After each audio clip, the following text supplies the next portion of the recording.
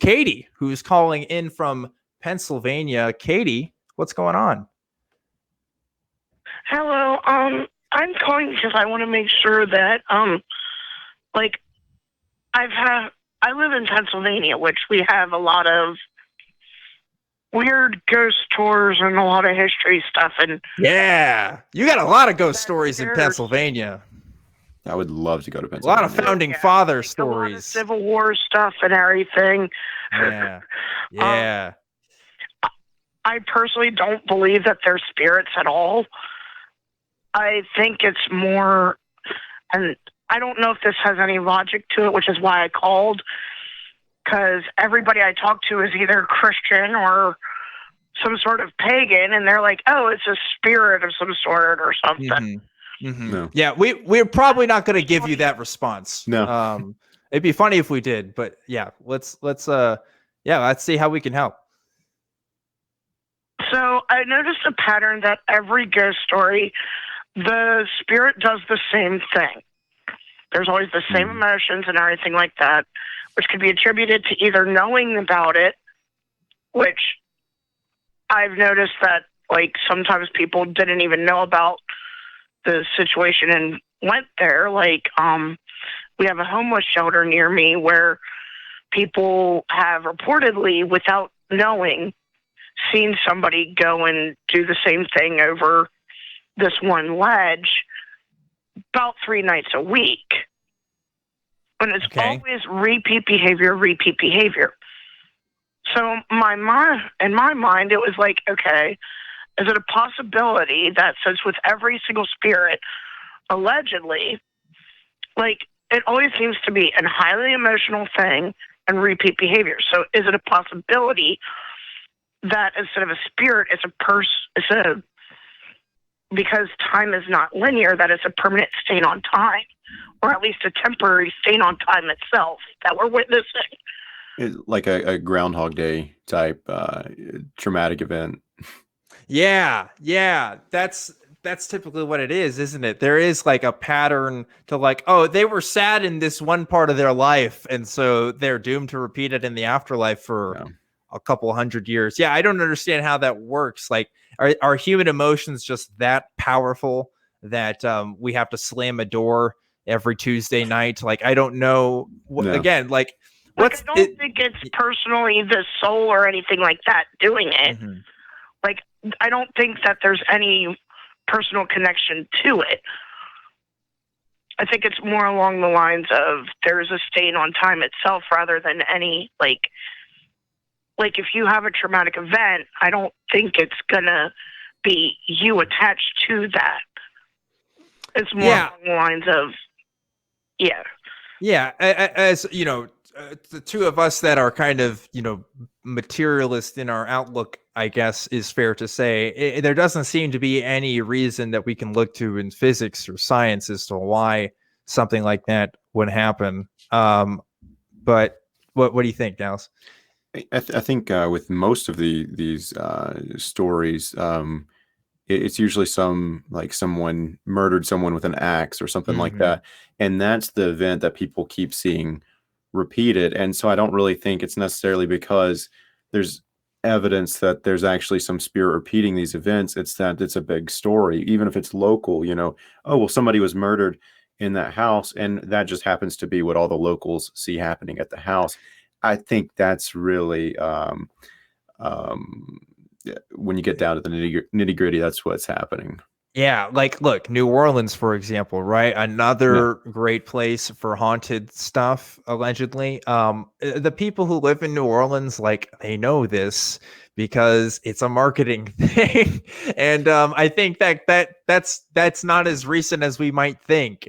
I think you can look at stories from the 18th and 19th century of people promoting this stuff. There's one in particular of one that happened like 100 years ago. I'm trying to remember the name of the house, but it was basically this house that basically they said that this woman haunts, and the people could claim to talk to this woman if they went to the basement and stuff. But of course, you know, it's kind of trickery with the lights and things like that. So, you know, I don't doubt that people maybe have weird personal experiences that, again, they just kind of heuristically go to, oh, it's that axe murderer from however many years ago. But I think part of it, I mean, people do lie for this stuff too, especially I imagine in the haunted tour places in Pennsylvania. It's probably not different than it is in New Orleans, just kind of getting tourist money. I mean, it's sad and it's cynical, but like it's we got 3 tour. We have an author in my area right now that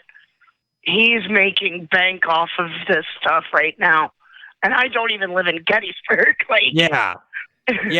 In New Orleans, you get to drink while it happens, usually. I don't know if they do that in Pennsylvania, but usually you start at a bar and you end at a bar. And somewhere in the middle of the ghost tour, you stop at another bar. So that's how it, and that's pretty fun. I've done that. That's a good time. But yeah, I don't know. Don't know if we should take it too seriously unless somebody should show me otherwise. Are there any specific examples of some of these repeated spirit activities? Like if you go to Carlisle, there's the Molly Pitcher Cemetery and the Molly Pitcher grave. Like the only thing that anybody ever says about her is that she'll either look at you or walk towards you. There's like every time there's anything at Gettysburg, I don't live there, but I like to go there sometimes. It's very, very peaceful. A lot of nice areas to walk. Like any sightings of spirits, it's usually always the same spirits in the same areas, walking the same paths. Mm-hmm. Like you can almost time it.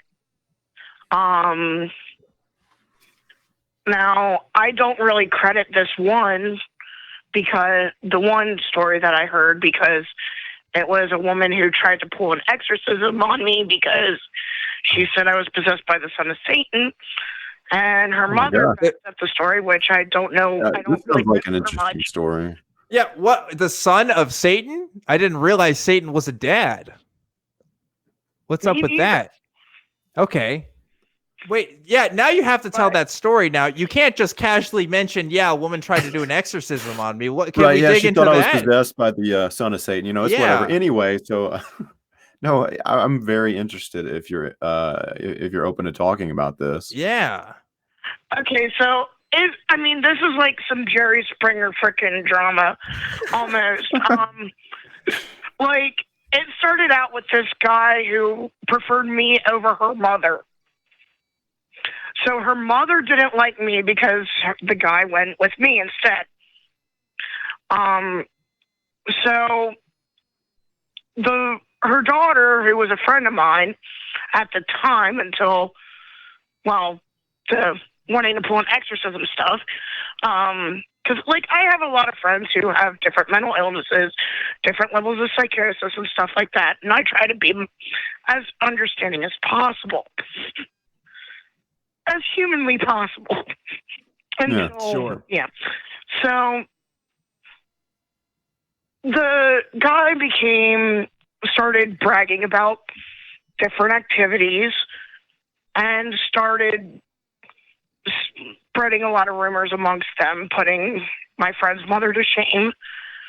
And my friend at the time was like, oh, well, the only reason why you're that good at such and such is because you're possessed by the son of Satan.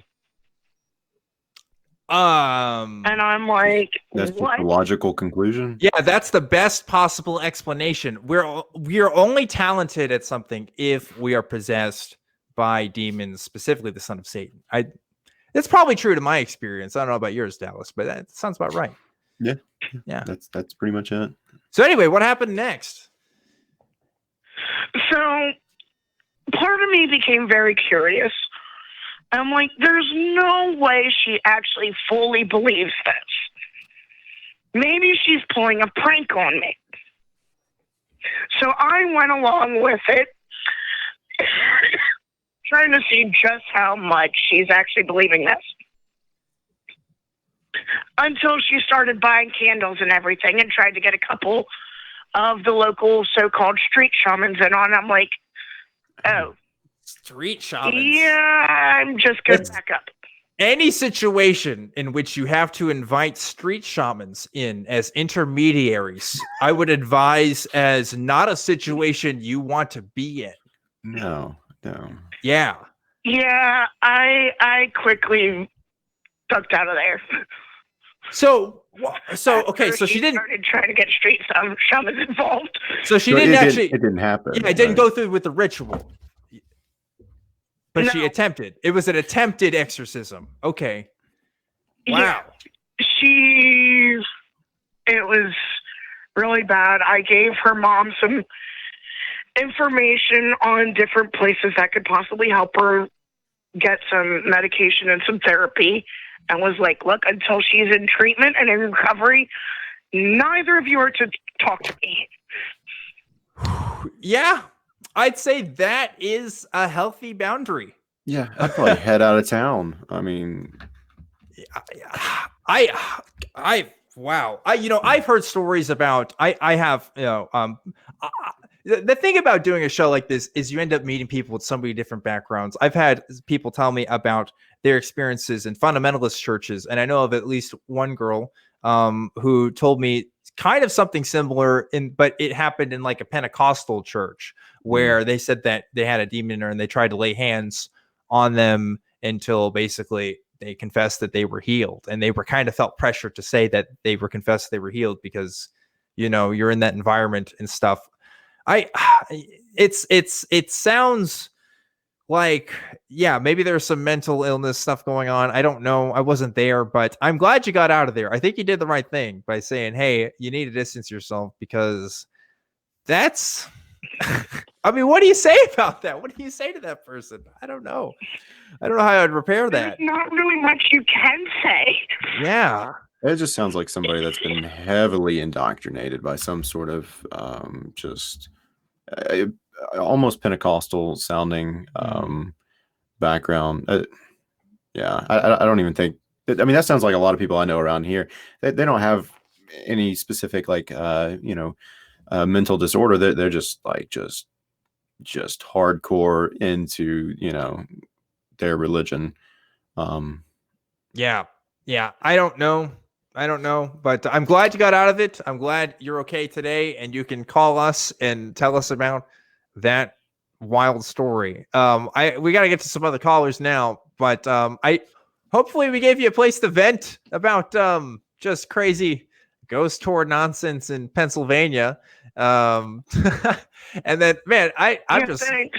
Yeah, I'm glad we got to talk about that, and also just the crazy exorcism story. We haven't had an exorcism happen yet.